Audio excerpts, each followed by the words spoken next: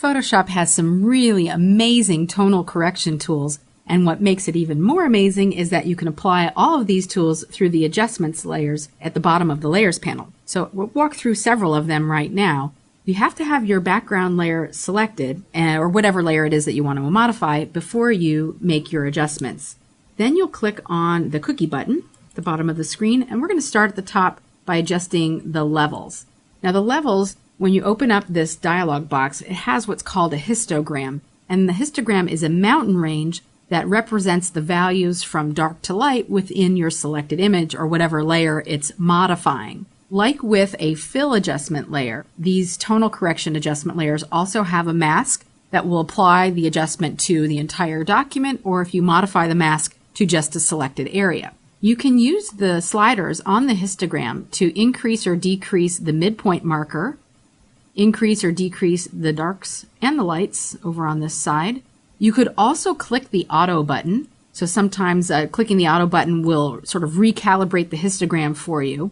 And you may not see any changes at all, but you can use these buttons here at the bottom. If you wanted to see what it was before you made a change, just click it before and after, and it just shows you what's happening before and after, like a little quick preview toggle.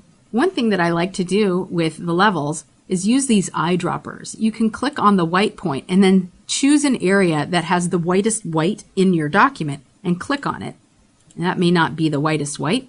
And then you'll do the same thing for the black point. So you'd have to find something in your document that would represent the blackest black. So I might try to get somewhere in here. And then based on wherever you click, that will change the whole temperature of your image and the way that the whole image is sort of calibrated. Depending on where you click, like I say, it can really change how the image looks. So maybe there's a black up in here somewhere, or I would try to go back in this dark area. Might take a little finessing. Or you could just go back and click that auto button again, and it'll put you where you were before, and then you can adjust these midpoint black and white markers to your satisfaction. You can go in and adjust the individual channels, the red, green, and blue channels, if you didn't want to do them all at once, just by selecting those and then adjusting the histogram for each. When you have everything the way you like it, it's just right there on top of your original layer, not permanently modifying it, but only slightly adjusting it, like putting tinted glasses on. The cool thing about this is that you can double click at any time to reopen this levels adjustment dialog box, make your changes, and those changes will save unless or until you change them another time. If you wanted to modify the mask with your paintbrush tool, painting in black and white, just click here to select the mask and paint your adjustments. Select our background layer and show you another one of the options. We'll do curves. Curves are almost identical to levels in that they also include a histogram, but curves tend to give you even more flexibility because you can have multiple midpoint markers to create a more curvy curve. Instead of just an arc that goes up and over, you can create an S curve, a wobbly, wavy curve. You can do whatever you like. So like with levels, you have your black point and your white point, which you can adjust along this scale or even along this edge here. So I might darken it by moving it into the right a little bit. And I usually try to use the histogram as a guide for where those markers should go. Like I think right now the whites are pretty bright. I don't even think they need to be lightened up at all. So I would leave it like that. Now as far as the midpoint markers go, you can add markers as often as you like by clicking right on that line. You can then click and drag to adjust the tonality of that midpoint marker up and down, or even left and right to change how the tonality is falling across your image.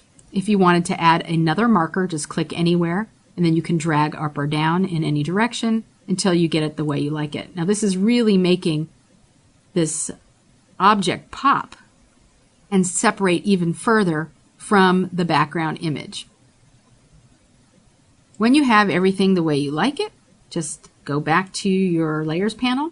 You can toggle off and on to see what you had before and after. Let's toggle that one off and we'll do another one with your cookie button. This time let's do color balance, which is down here.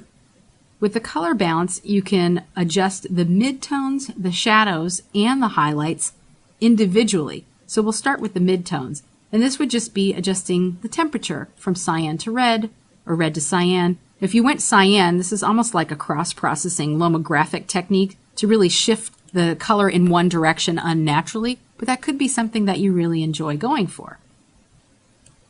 You know, usually yellow cyan makes it seem more Lomo or super red, but you can play around with these individually. So let's do the highlights now. We'll adjust the highlights. I'm just playing around with these, not doing anything in particular.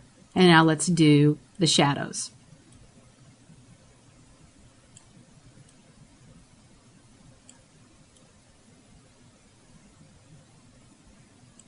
When you're finished, again, just go back to your layers panel, and if you decide you want to make a change at any point, you can always come back in here and make your modifications.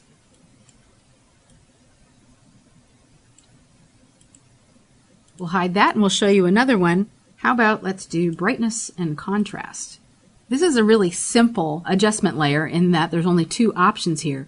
You can click auto to have it do what it thinks it should do based on your image. I personally love a high contrast image, so bumping it up really high really makes the colors pop. But you could also increase or decrease the brightness if you like, and I'd probably leave it back where it was. Let's try another one. This time let's do black and white. With black and white, it adjusts your images to black and white, but you can use the colors inside to adjust the hue and saturation. So I might really want to make the red much darker.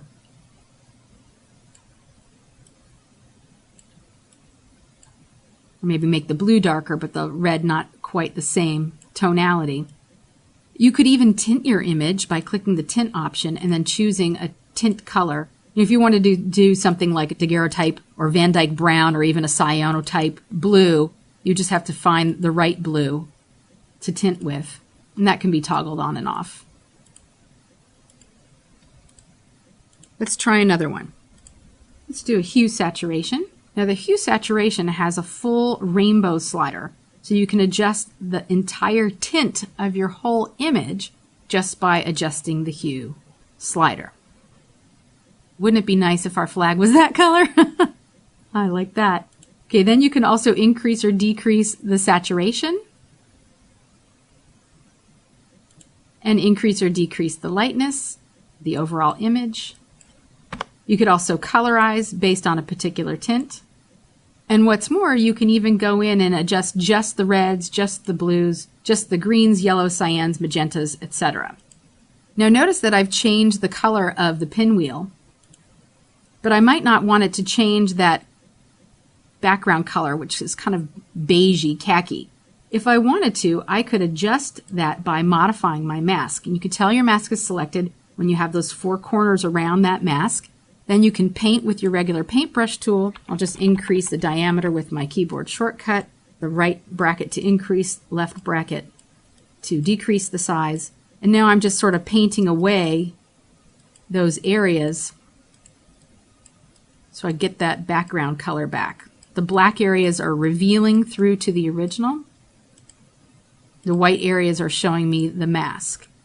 Of course, I can increase and decrease my brush size and spend a lot of time and really get in there and do a fine cleanup job here, or even go and make a nice selection of my pinwheel and then come back around and do a deletion of some of the space on the mask. And of course, if I wanted to modify the mask again at any time, I could come back in here, make it go back to normal, maybe just bump up the saturation a little bit, like so. And it's still only applying to the masked areas. Let's do one more option called posterize. And with posterize, you can specify the number of levels. Think of levels like colors. So you can increase the number of colors. So 2 would be the fewest, but you can increase that to 3, 4, 5, 6, as many as you like. I kind of like the 5 or the 4. And what's neat about this too is you can adjust the blending mode. You can adjust the opacity. And you can combine these different effects with your image. So that's kind of neat. And maybe just bring the opacity down to make your work really stand out and be unique. Now there's another option that I want to show you. It's called shadows and highlights. Now this image is of a dog sitting in a car on a hot day, but there's so much glare going on that it's hard to see what's going on the inside, and the glare is actually quite distracting. Now, the purpose of this adjustment, shadow highlight adjustment, is to help salvage images where the subject is either silhouetted due to strong backlighting, or to improve an image where the color's been washed out by the key light being too bright, or in this case, the sun is really glaring on the car, but we want to bring out some of the image behind the glare. Before you can apply this non-destructively, of course, you could apply it destructively, but then you'd lose your original file if you didn't have a backup. So to apply it non-destructively, we first need to convert this layer into what's called a smart object. A smart object makes it so that it can have these adjustment layers effects applied to it without degrading the original. To convert this into a smart object, you will right-click on the layer itself and choose Convert to Smart Object. You can tell it's a smart object because smart objects have this little icon in the bottom right corner of their thumbnail. Now you can non-destructively apply the shadows and highlights. To apply it, you'll go to your image adjustment menu and then choose Shadows and Highlights. This brings up the Shadow Highlight dialog box, and inside the box you can adjust the shadows and highlights. Now there's a little option here called Show More Options. By default it's usually collapsed, but you can show more options, which will give you even more control over what you're adjusting. Now these first two sections here are shadows and highlights, and they have the same sliders. So if you want to adjust the amount, that just really means the intensity of the adjustment, whereas the tonal width is the values that affect the region around the adjustment. Larger values will include midtones, but if you push it too far, it can create halos. Whereas the radius is sort of like a tolerance setting that looks at neighboring pixels around the areas of change in color to determine which areas should be affected. So that's pretty much the same for shadows and highlights. Now, I've already played around with this image, so I'm going to plug in some values that I think make this look kind of cool just by selecting and typing. So that's for the shadows. And for the highlight amount, I might really want to bring this up, all of these up quite a bit. And this allows me to start getting rid of the glare and see that there's actually another dog in the driver's seat, which I might not have noticed before. Now, the second area at the bottom, or rather the third area if you don't count these two as one unit, deals with image adjustments to improve your image quality.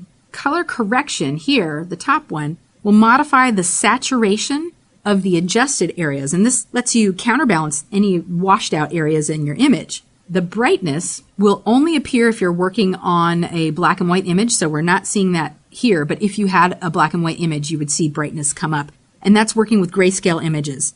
Now, the mid-tone contrast, which you see here, affects any missing contrast in the mid-tone range of an image, and then the negative values will reduce the contrast, positive values will increase the contrast. Black and white clip, these guys right here, will raise the black point of your shadows, but lower the white point of your highlights. So you can increase or decrease the color correction. So if I increase it, we really get like crazy saturation, almost unnatural saturation. So you'd probably want to leave it a little bit lower depending on your image and how it was shot. And as far as the contrast goes, really depends on your image, how much you determine is too much. Probably leave it somewhere in the 60 range for this one. So if you didn't want your colors to clip, like losing details in the shadow and highlight areas, you would increase or decrease the black or white clip. If you have a tonal correction like this and you wanted to save it and use it again, you can save it as a default, or actually save it and then reload it in at any time for batch processing with particular images. And when you have your image ready to go, just click OK. And you'll see what happens. Similar to working with adjustment layers, you have what's called a smart filter, which is itself a mask, and that can be toggled on and off. Or almost like the effects that you use with the FX button, the styles, you can toggle off the shadow highlight. And you could go in at any time just by double clicking, reopen the dialog box, make your changes, and click OK when you're done. And if you wanted to modify the mask so that you're seeing through to the original layer, all you would have to do is select the mask here and then paint with black or white. So I might really miss some of the contrast that was showing up here on this rear view mirror, side view mirror rather. So I might want to paint with my paintbrush on the filter to reveal the underlying image, like so. And you'd spend a little bit of time making some fine-tuned adjustments so that it looks exactly the way you like it. So that's working with these tonal correction adjustment layers, working with smart filters, smart objects, and the shadow and highlight.